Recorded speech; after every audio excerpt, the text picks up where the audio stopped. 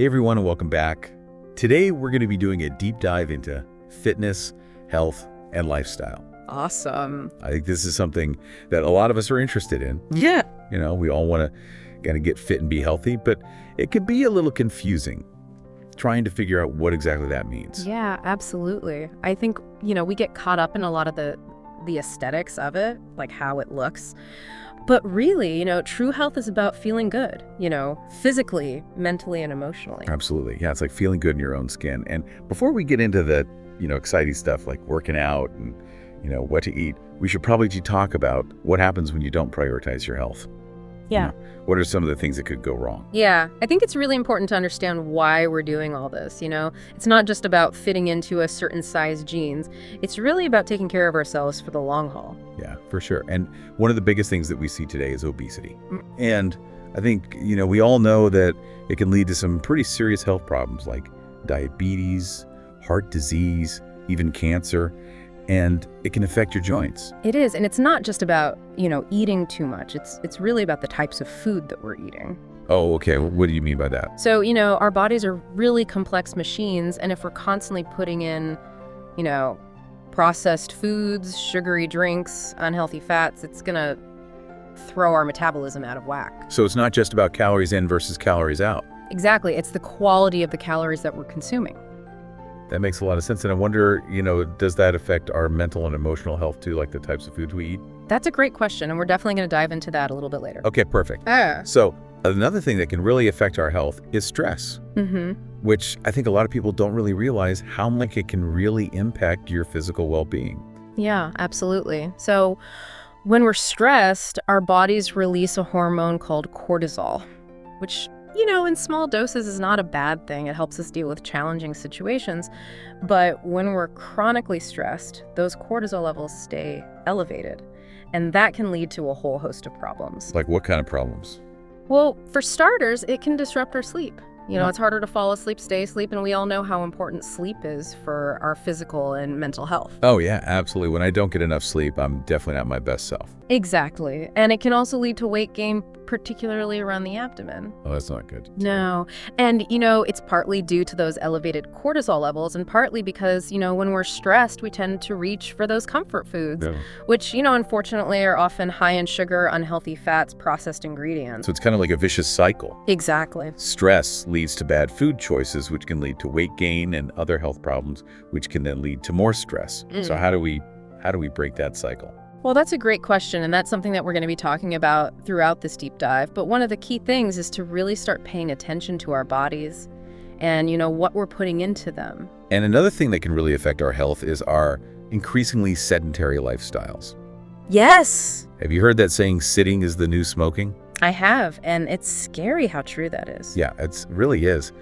Spending hours and hours sitting, whether it's at a desk job, commuting, just relaxing at home, it can really take a toll on our health. Yeah, it weakens our muscles, especially our core muscles, which can lead to poor posture, back pain, and it can even slow down our metabolism. So it's not just about what we eat, it's about how much we move. Exactly. Our bodies were designed to move. So we've talked about obesity and stress and sedentary lifestyles, but now let's kind of shift gears and talk about something that can really help improve our health. Yes, let's talk about exercise. Exercise. Yes, and I think it's important to remember that exercise is not just about, looking good. It's really about feeling good. Yeah, absolutely. And what I love about exercise is that it doesn't have to be this grueling, time-consuming chore. Even small bouts of movement can make a huge difference. Absolutely. And what's so great about exercise is that there's something for everyone. So, whether you like to hit the gym, go for a walk, and nature dance in your living room, there are so many different ways to move your body and reap the benefits. Yeah, for sure. So let's break down some of the different types of exercise and what they do for us. Okay, sounds good. All right, so let's talk cardio. Okay. Which I think is a great place to start. It gets your heart pumping, you get to sweat a little bit, and you feel good. Yeah, cardio is all about getting that heart rate up and improving your cardiovascular health. So things like running, cycling, swimming, dancing, anything that gets you breathing a little heavier. Yeah, for sure. So it's good for your heart. Absolutely. A strong heart means better circulation, improved lung capacity, and lower risk of heart disease, stroke, other cardiovascular problems. Got it. But what about those of us who aren't like marathon runners or, Olympic swimmers? Yeah. Can we still benefit from cardio? Absolutely. You don't have to be an elite athlete to reap the benefits of cardio. Okay, that's good to know. Even moderate intensity activities like brisk walking, dancing, gardening can make a significant difference. Okay, cool. So it takes the pressure off a little bit. Exactly. You don't have to, train like crazy. Yeah, find activities you enjoy and fit into your lifestyle. That makes sense. Ugh. All right, so we talked about cardio, which is great for the heart, but what about strength training? Okay. Yeah, strength training, also known as resistance training, is all about using resistance to build and strengthen your muscles. So like weights, resistance bands, that kind of thing? Exactly, and you don't necessarily need any fancy equipment. You can use your own body weight. Oh, okay. Things like push-ups, squats, lunges. I've always thought of strength training as something that like bodybuilders do to get big muscles, Right. but it's good for everyone. It's especially important as we age because it helps prevent muscle loss, which naturally occurs as we get older. Okay. Also helps improve bone density, which can reduce our risk of osteoporosis and fractures. Okay, so strength training is good for muscles, bones. Anything else I should know about? Well, here's a fun fact. Strength training can actually boost your metabolism so you burn more calories even when you're at rest. Oh, really? So the more muscle I have, the more calories I burn, even when I'm just sitting around. Exactly. I like the sound of that.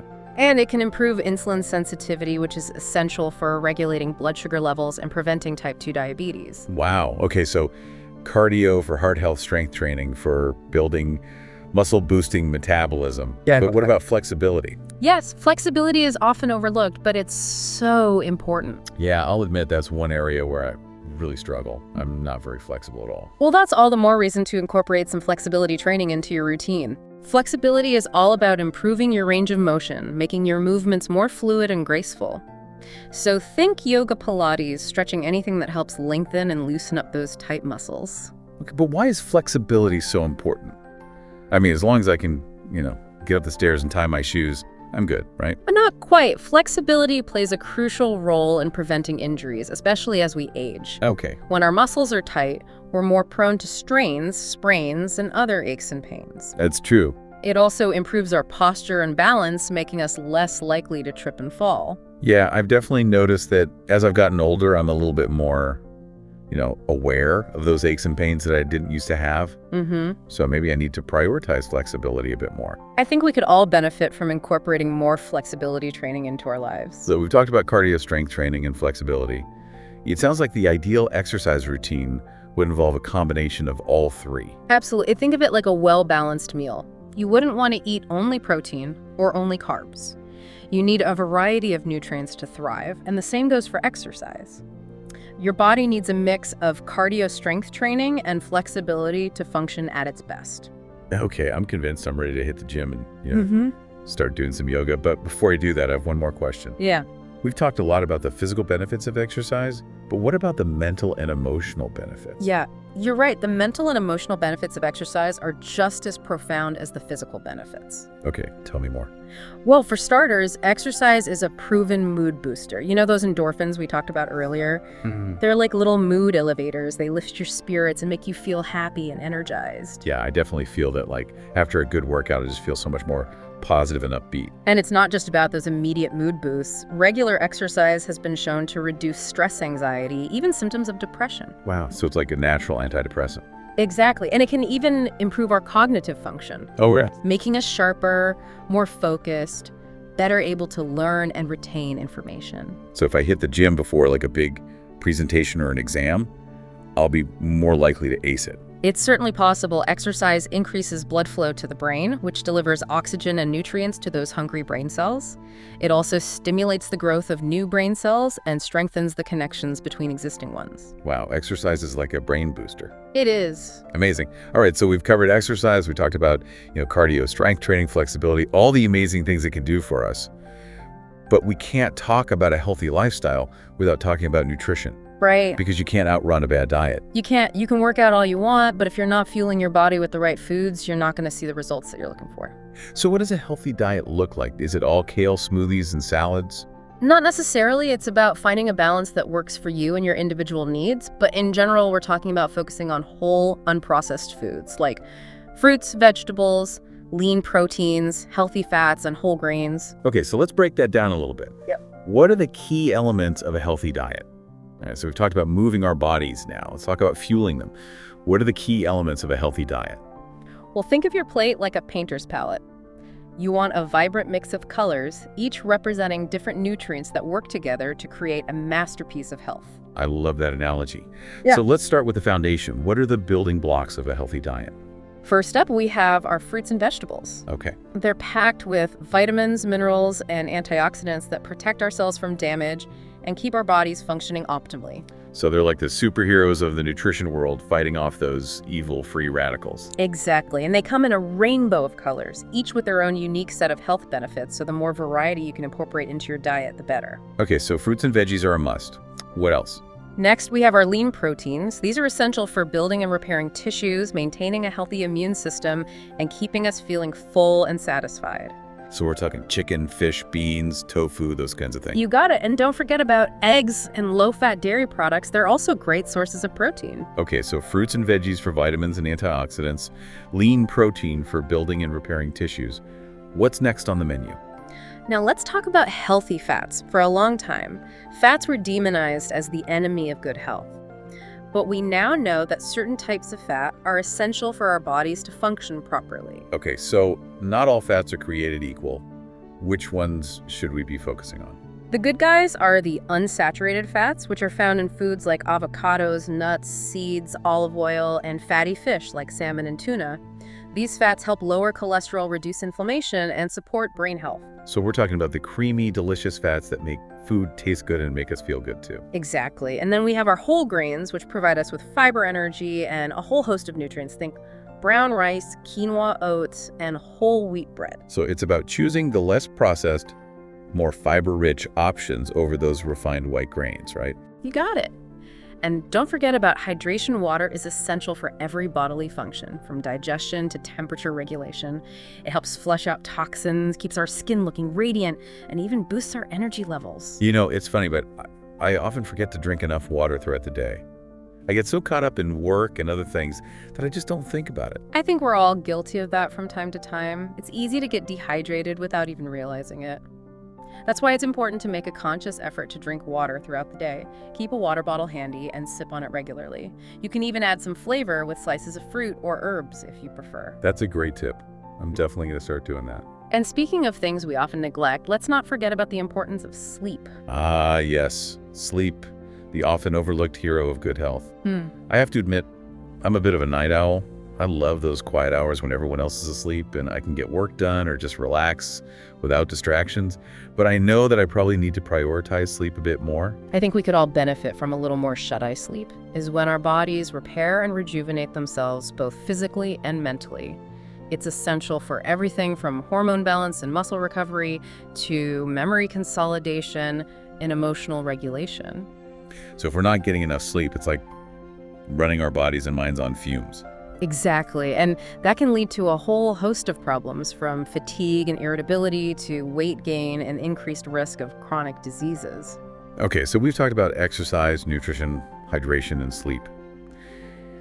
It sounds like a healthy lifestyle really boils down to these 4 key pillars. Would you agree? Absolutely. Think of them as the 4 cornerstones of a strong and vibrant life. When all 4 pillars are in place, you're setting yourself up for optimal health and well-being. It's like building a house, right? You need a solid foundation to support everything else. Exactly. And the beauty is that these healthy habits reinforce each other when you eat well. You have more energy to exercise when you exercise. You sleep better when you sleep better. You're more likely to make healthy food choices. It's a beautiful cycle of well-being.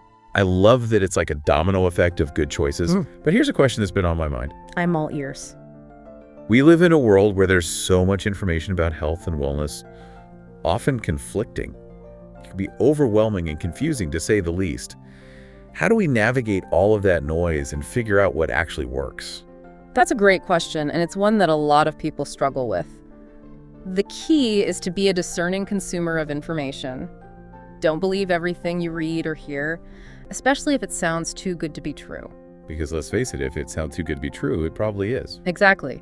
A good rule of thumb is to look for evidence-based information. That means studies and research that have been conducted by reputable scientists and published in peer-reviewed journals. Okay, so how do we find that kind of information? Should we all become scientists and start reading research papers? Not necessarily. There are actually a lot of great resources available that break down complex scientific information into easy-to-understand language. Well, reputable health organizations like the World Health Organization, the Centers for Disease Control and Prevention, and the National Institutes of Health are all great sources of evidence-based information. They have websites that are packed with articles, fact sheets, and even videos that explain various health topics in a clear and concise way. What about websites and blogs? How do we know which ones are trustworthy? That's where you need to be a little more discerning. Look for websites that are run by qualified health professionals like registered dietitians, certified personal trainers, or doctors, and be wary of websites that are trying to sell you something. So if a website is plastered with ads for miracle weight loss supplements or magical detox teas, that's a red flag. Definitely remember, if it sounds too good to be true, it probably is. And it's always a good idea to cross-reference information. Don't just rely on one source. Look for multiple sources that corroborate the information. Okay, so we've talked about looking for evidence-based information and being wary of websites that are trying to sell us something. But what about all those conflicting headlines we see in the news? One day, coffee's good for you, the next day, it's bad for you. How do we make sense of all that? It's important to remember that science is constantly evolving. New research is always emerging, and sometimes those findings challenge our previous understanding of certain topics. That's why it's important to stay informed and be open to new information. But it's also important to take those sensationalized headlines with a grain of salt. But how do we know which studies to trust? They can't all be right, can they? You're right, they can't. That's why it's helpful to look at the bigger picture. Don't just focus on one study, look at the body of research on a particular topic. So it's about looking for patterns and trends rather than getting caught up in the latest headline. Exactly. And remember, correlation doesn't equal causation. Just because two things are linked doesn't mean that one caused the other. Can you give me an example? Sure. Let's say a study finds that people who eat a lot of blueberries have lower rates of heart disease. That doesn't necessarily mean that eating blueberries prevents heart disease. It could be that people who eat a lot of blueberries also tend to have other healthy habits, like exercising regularly or not smoking. Okay, so it's about being critical thinkers and not jumping to conclusions. But here's another challenge. What about all the different opinions out there? It seems like everyone has a different theory about what's healthy and what's not. It's true, there are a lot of different perspectives out there, but it's important to remember that what works for one person may not work for another. We're all unique individuals with different bodies, lifestyles, and preferences. So there's no one-size-fits-all approach to health. Exactly. It's about finding what works best for you and your individual needs, and that might require some experimentation and listening to your body's cues. So it sounds like the key is to be informed, be critical, be open-minded, and to listen to our own bodies. You got it. And remember, this is a journey, not a destination. There's always more to learn and new ways to grow. This has been an incredible deep dive. We've gone from understanding the potential downsides of unhealthy habits to the powerful benefits of prioritizing our well-being. We've learned about different types of exercise, the importance of nutrition, hydration, and sleep, and we've even tackled how to navigate the overwhelming world of health information. But before we wrap up, I have one final thought for you. As you embark on your own health journey, remember to be patient with yourself. Celebrate your successes and never stop learning, because ultimately the greatest gift you can give yourself is the gift of good health. Well said. It's been a pleasure diving deep into this topic with you. And to all of you listening, thank you for joining us on this journey of discovery. Until next time, stay curious, stay informed, and stay healthy.